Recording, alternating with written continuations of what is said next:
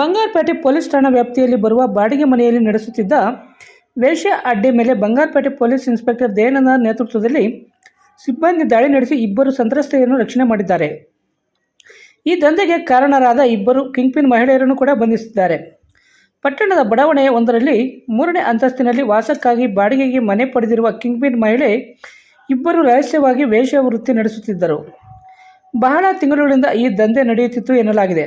ಹೊರ ರಾಜ್ಯದ ಹೆಣ್ಣು ಮಕ್ಕಳಿಗೆ ಹಣದ ಆಸೆ ತೋರಿಸಿ ಕರೆತಂದು ದಂಧೆ ನಡೆಸುತ್ತಿದ್ದಾರೆ ಎನ್ನಲಾಗಿದೆ.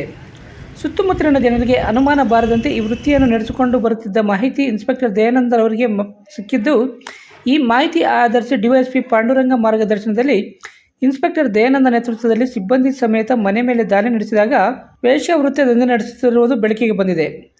ಈ ದಂಧೆಗೆ ಹಣದಾಸೆ ತೋರಿಸಿ ಕರೆತಂದಿದ್ದ ಹೊರ ರಾಜ್ಯದ ಇಬ್ಬರು ಸಂತ್ರಸ್ತರನ್ನು ರಕ್ಷಣೆ ಮಾಡಿದ್ದಾರೆ.